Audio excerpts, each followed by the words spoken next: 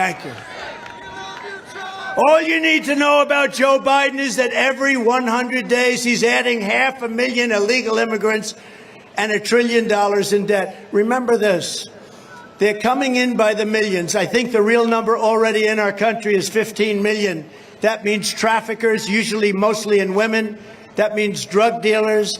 But it means a lot of people. And these are people coming out of jails and prisons. They're coming out of mental institutions, insane asylums. These are not people we want. And they're coming from all over the world. You know, they're not coming just from South America.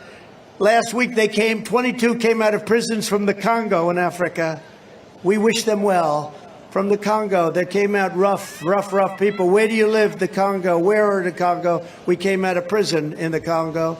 They've emptied their prisons from South America, from Africa, from all over the world, including even places in Europe. They've emptied from Asia.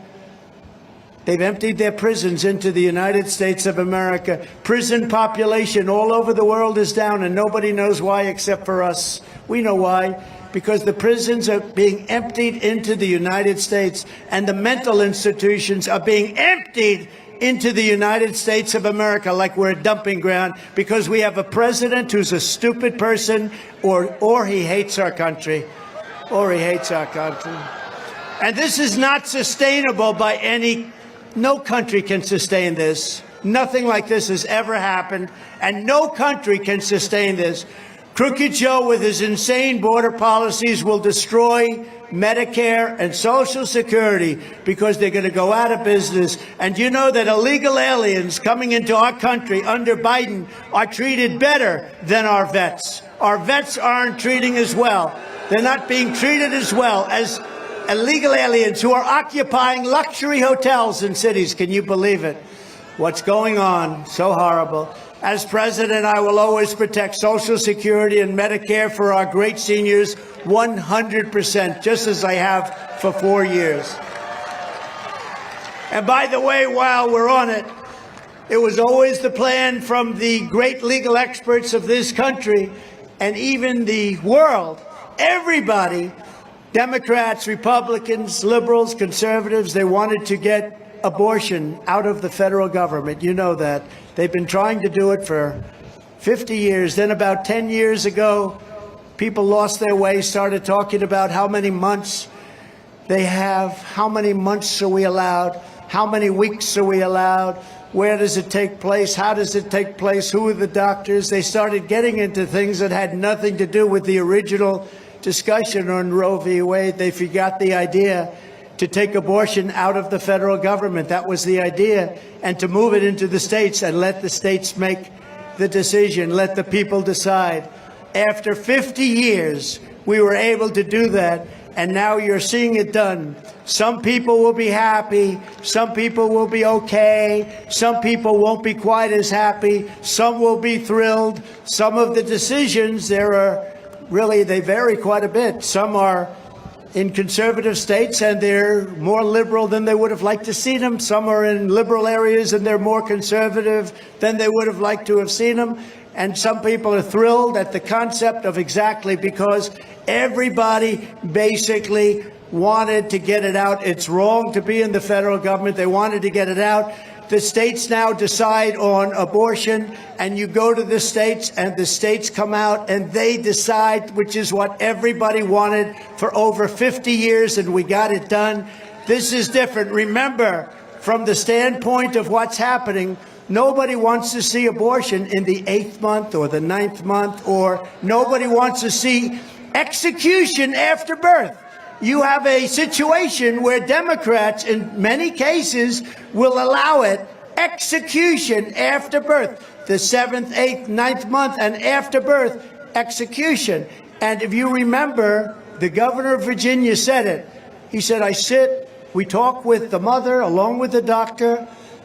She has the baby. We put the baby aside, and we decide what to do with the baby, meaning, do we execute the baby? This is called radical politics. This is something, they are far more radical. But it's not even a question of that. It's a question that we have to take care of the situation. Getting it back to the states was something that was very important to everyone. We had to take the radicalism out from the Democrats because when you can do execution or killing at a point in the life cycle, it just can't be allowed, or we're not going to allow it.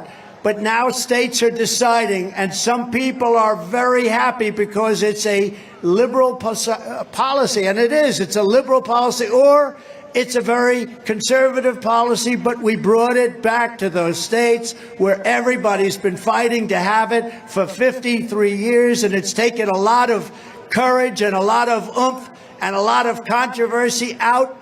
A lot of controversy has now been taken out. You've seen what's taken place over the last period of a couple of months. People are getting together and they're deciding within their own states. And remember this, as a politician, you have to have heart. You have to have what your heart determines, and you have to fight for what's in your heart and what's the right thing to do. But remember, you also have to get elected.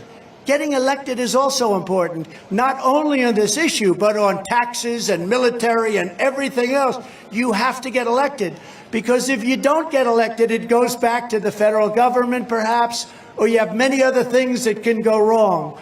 So go with your heart, do what's right. Everybody wanted this to be done. Every legal scholar wanted this to be done. Most Democrats wanted it. Liberals wanted it. This was a while ago. Then they changed their mind. They viewed it as a political deal. A lot of bad things will happen beyond the abortion issue if you don't win elections with your taxes and everything else. So it's been very interesting. And again, some states have been right where they wanted to be. Other states have gone more liberal than they wanted, and some have gone more conservative, but it's all working out, and the votes are coming up now in certain cases, and it's all starting to work out, and it's going to ultimately bring our country together. It gets the vote down to the people. We did something that took courage. We did something that everybody wanted to see, but now I say it's up to the states, and I want to thank the Supreme Court justices for having the courage, Clarence Thomas, Samuel Alito, John Roberts, Brett Kavanaugh, Neil Gorsuch, Amy Coney Barrett, for the wisdom and the courage to do this. This took a great deal of courage and a great deal of wisdom to do this, and all we want to do is we have to get our country back together. It takes a very long fought-over issue, an issue that was never going to be resolved, according to many. It brings it back to the states where every legal scholar and where most people wanted to see it, and it's working out. So I just want to thank the Supreme Court for the wisdom and for the courage, and thank you very much.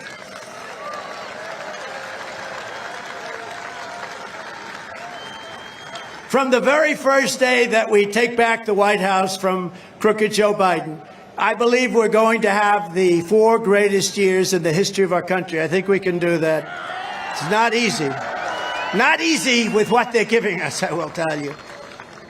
But the one thing that has been interesting about this 4 years, it shows how bad their policies are. It shows that their policies don't work. And one of the reasons we are more popular than we were 4 years ago, we were very popular, but more popular is because they're so bad. They're so incompetent. They're so evil. They're so corrupt.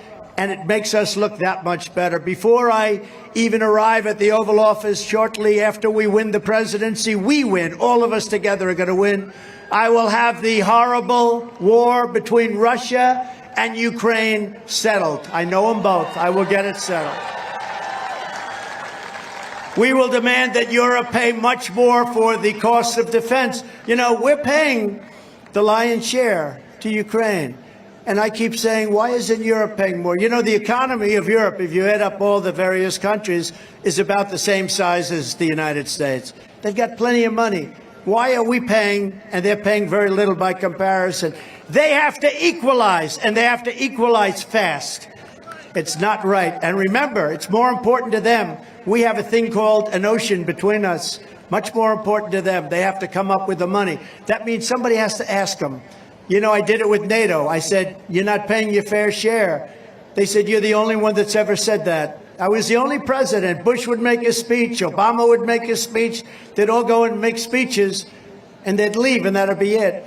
I didn't make a speech. I said, what are you doing? I looked at the books. I said, we're paying 90%, maybe even 100% of NATO. So we're defending you militarily, and you're taking advantage of us on trade. How does that work? And I said, you have to pay. They ended up putting up more than $430 billion, $430 billion, because I asked. Now I asked the right way. I remember during a meeting, one of the presidents of one of the European countries stood up, and it was a closed-door meeting. He said, may I ask you a question, Mr. President? Yes. If we don't pay, we're not paid up, and we're attacked by Russia, will you defend us? I said, you mean you're delinquent? You haven't paid? That's right. No, I will not defend you. The next day, the money came pouring in. You got the money. I took a lot of heat from the fake news. They said, you shouldn't treat allies like that. I said, no, allies shouldn't treat us like that. They should pay their bills. And it made NATO much stronger because of it. It made NATO rich and strong. And the head of NATO, the Secretary General, he said, Stoltenberg, he said that Trump is amazing. He did something that nobody else has been able to do. It's incredible. Now, I don't know if he'd say that today, but he certainly said it then, and I think he said it recently, even again. And another thing that was very good is a country, Hungary, very strong leader, Viktor Orban. They asked him, why is the world blowing up? What's wrong? This is a few weeks ago. Why is it so bad? What do you recommend? Now, he's a strong man. He's a strong guy. He's a tough leader. He runs a country very well. He allowed no illegal immigrants in his country. He went against other European countries, which have frankly half destroyed themselves.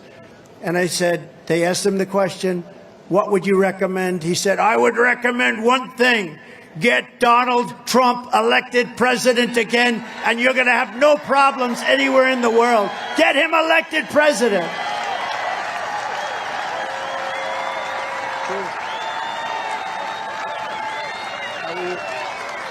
That's true.